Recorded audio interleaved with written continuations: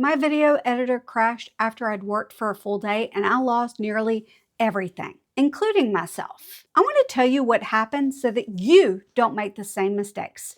If we're just meeting, hi, my name is Jennifer, and typically on this channel, I dive into all things Canva. But occasionally, I will take time out of the month to do a video like this, where I basically share something that I have learned as a creator that I think will help you. And this video specifically is being made a few days after probably the hardest creator day I have ever had. And that's saying something because I've had some really bad days. I'm going to share with you what went wrong and some strategies at the end that will help you if you're going through something similar. It all started when Canva released some new features on October 30th. I knew about it ahead of time, so I didn't film any Canva tutorials for November, thinking that I could go live on October 30th and then the next day I could film a quick video that I could publish on Monday. The live went well, even though one of the main features I wanted to showcase didn't work. By the time the live stream was over, I was exhausted. I began working at 4:30 the next morning. I'm going to plan to have all of the new features in this one video for Monday. It should not take long. Yeah, I was wrong. Early on, I had mouse problems, which got resolved fairly quickly. And then I also had recording issues, which I typically do not have. By about 11 a.m., I realized the video wasn't coming together as quickly as I hoped. So I did what any good creator does. I pivoted. I'd already filmed a few of the new features and I decided, okay, I'm going to tackle two more big ones, which by the way were Affinity for free for everybody and then Video 2.0. I decided, okay, those other new features will be in a video for the following week. By mid-afternoon, the long hours and all of the tech issues that I continue to have were beginning to wear me down. But I saw a light at the end of the tunnel. I thought it was the end of the video, but it was actually a train of tech issues. I had just sent out some messages saying, I'm exporting it in about 5 minutes, and my editor crashed. One thing you need to know about me is that I'm a chronic saver. I edit a little clip and then I save. I edit a little clip and then I save. But the crash wiped out all of my saves and my timeline looked like it did the day before when I created the project, which meant that none of the footage I'd filmed was on my timeline. None of the overlays that I had added were on my timeline. Nothing was on my timeline. I basically froze. I panicked inside.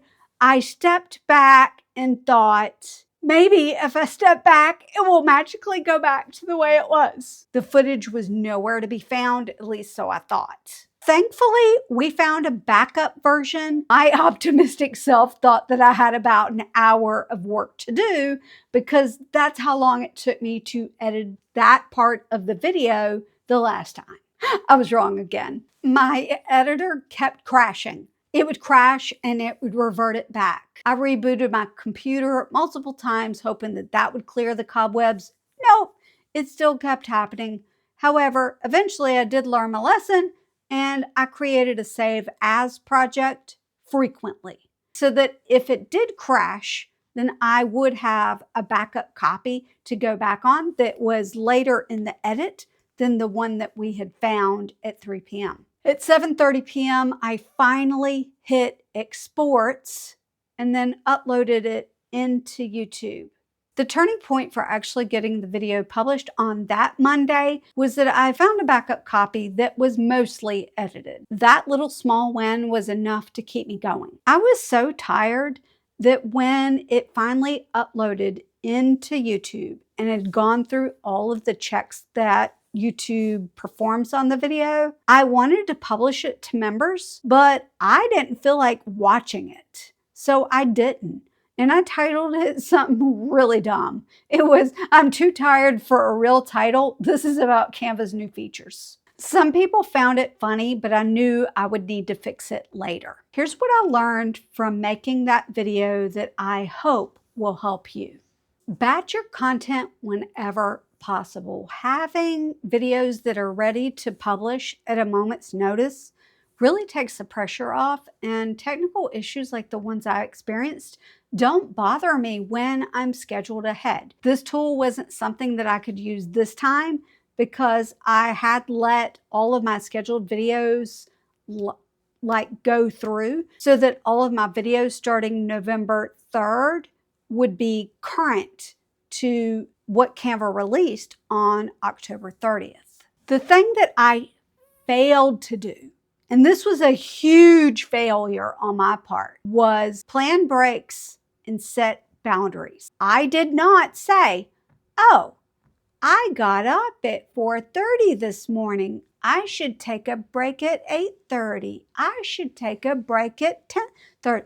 I did not set scheduled breaks. That meant every time I walked away, I'd already hit my breaking point. I also failed to set boundaries for myself. That's not okay with me.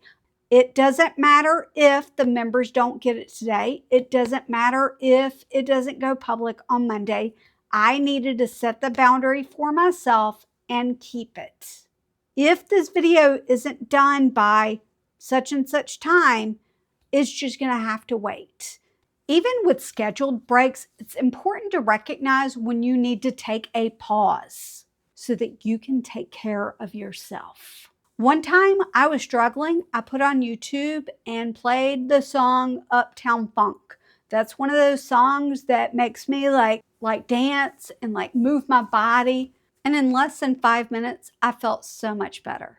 Don't forget to use the neutral bridge. When I thought this video is horrible, it's not the one I want, I found my neutral bridge. This isn't the video I wanted, but it's a video about some of the new features in Canva. Talking with other creators also helped shift my perspective and focus when I was editing. One of the big things for me was to remember to celebrate even the smallest of wins. Every time I hit save, even though in the end it wasn't helping, but every time I did that, it felt like a giant win. And so I would yes, I got this part of the video done. Yes, I filmed an intro. Yes, I filmed an exit. Yes.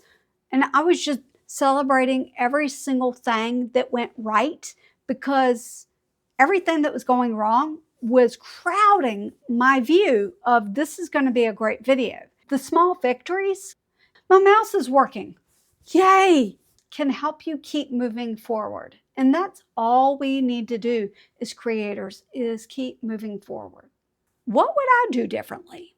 I would do all the things that I just mentioned, but I would have also stopped editing at 3 p.m. when my video editor crashed and we pulled up the backup video.